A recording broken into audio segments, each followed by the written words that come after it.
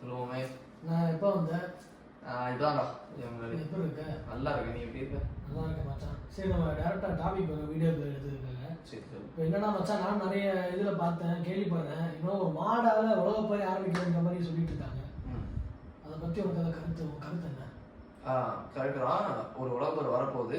அது மாடு தான், ஆனால் அது பேர் வந்து ரெட் ஹைஃபர் அப்படின்னு சொல்லுவாங்க. Red hyper? ஆமாம். அது என்ன ரெட் ஹைஃபர்னா?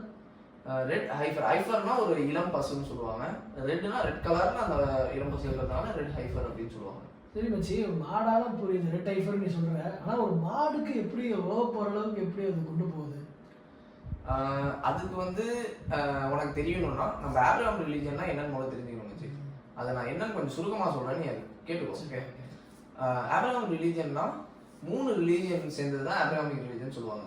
என்னது? இஸ்லாம், Christian and Judaism. Okay.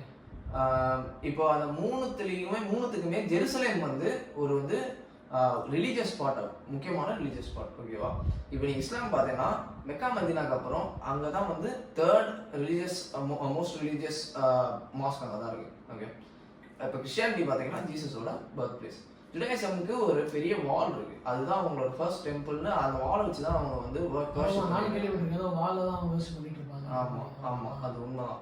So அங்கே வந்து ஒரு அல் அக்ஸா அப்படின்னு ஒரு மாஸ்க் இருக்கு. ஓகேவா? அதனால தான் அங்கே வந்து ஒரு மாடு வந்து பலி கொடுக்க போகிறாங்க. ஸோ அதனால தான் நம்மளுக்கு வந்து World War III வருது அப்படிங்கிற மாதிரி சொல்லிட்டுருக்காங்க. ஸோ எதுக்கு இப்போ மாடை பலி கொடுத்தா என்ன நடக்கும்? எதுக்கு இப்போ மாடை பலி கொடுத்தா எதுக்கு வேர்ல்டு வார் வருது?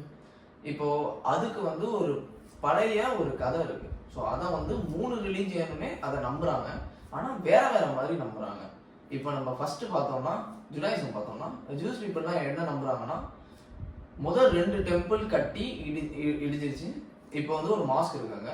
3rd டெம்பிள் கட்டினா நமக்கு வந்து நல்லது நடக்கும், நம்ம பாவங்கள்லாம் கழிக்கப்படும் அப்படின்னு நம்புறாங்க. அதுக்கு முன்னாடி ஒரு மாடை பலி கொடுக்கணும், பலி கொடுத்தா நம்மளோட தீட்டு எல்லாம் கழிஞ்சிடும் அப்படிங்கிற மாதிரி. ஜூஸ் பீப்புள் தான் மாடை பலி கொடுக்கணும்னு சொல்லிட்டு இருக்காங்க. ஆமா.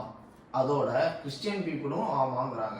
கிறிஸ்டியன் பீப்புளோட நம்பிக்கை என்னன்னா, இப்போ நம்ம அந்த மாடை பலி கொடுத்து 3rd டெம்பிள் கட்டிட்டோம்னா ஆன்டி கிரைஸ்ட் அப்படிங்கிற ஒரு இது ஃபார்ம் ஆயிடும். ஓகே. மக்கள் எல்லாம் கிறிஸ்டியனுக்கு எதிராக இருக்கிற மாதிரி திரும்புவாங்க. ஸோ இப்போ என்ன ஆகும்? அதனால அவங்க என்ன நம்புறாங்கன்னா, திருப்பியும் நம்ம ஜீசஸ் கிரைஸ்ட் வந்து பிறப்பாரு அப்படின்னு நம்புறாங்க. ஓகேவா? அதனால ஜூஸுக்கு கிறிஸ்டியன் சப்போர்ட் பண்றாங்க, இந்த மாடை பலி கொடுத்து ஒரு புது 3rd டெம்பிள் கட்டணும் அப்படிங்கிறதுனால. இஸ்லாமிக் ரிலீஜியன்ல என்ன சொல்றாங்கன்னா, அது உண்மைதான், 3rd டெம்பிள்ங்கிறது கட்டணும், அதுதான் நடக்க போகுது அப்படின்னு எங்க இதுலயும் போட்டிருக்கு.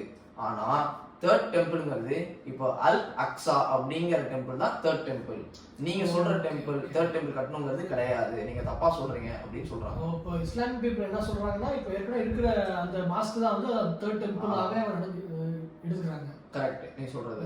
ஆனா இப்போ என்ன பிரச்சனைனா, இப்போ இஸ்லாமிக் பீப்புளுக்கு பயம் என்னன்னா, அந்த அல் அக்ஸாங்கிற இந்த டெம்பிள வந்து மாஸ்கை வந்து இடிக்க போறாங்க அப்படின்னு ஜூஸ் பீப்புள் சொல்லிட்டு இருக்காங்க. இவங்களுக்குமே இஸ்லாமுக்கும் அதான் பயம். ஸோ அதை இடிக்க விட மாட்டோம் அப்படின்னு எல்லா இஸ்லாமிக் கண்ட்ரீஸும் சுற்றி நின்றுட்டு இருக்காங்க. ஸோ இதுதான் இந்த வேர்ல்டு வார் ஸ்டார்ட்டோட கதை. ஸோ இப்போ இது வரைக்கும் இதுதான் நடந்திருக்கு. இன்னும் மாடு பலி கொடுக்கல.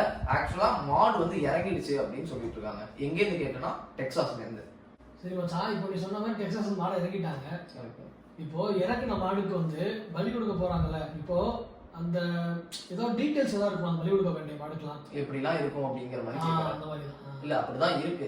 ஏன்னா இப்போ மாடுனா நிறைய வகை இருக்குல்ல, அவங்க ஏன் ஸ்பெசிஃபிக்கா ரெட் ஹைஃபர் அப்படிங்கிற மாடை இறக்கணும்?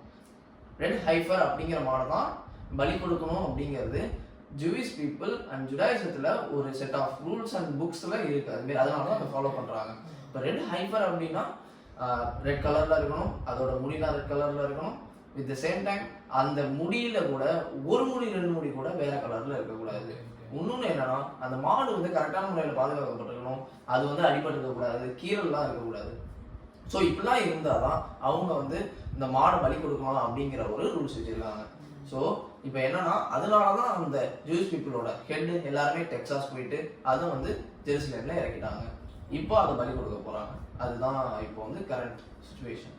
ஓகே. ஸோ இப்போ நீ சொல்கிறபடி பார்த்தா, இப்போ நீ சொன்ன வரைக்கும் தான் இப்போ நம்ம நடந்துருக்கு. ஆமாம். இப்போ இனிமேல் போக போதான் தெரியாது, போராகிறதா இல்லை அப்படியே அமைக்கிறதா, இந்த மாதிரி விஷயங்கள்லாம். கரெக்ட். சரி மச்சி, நம்ம பார்ப்போம். நெக்ஸ்ட் நடந்தால் நம்ம பேசுவோம். தேங்க்யூ. சரி.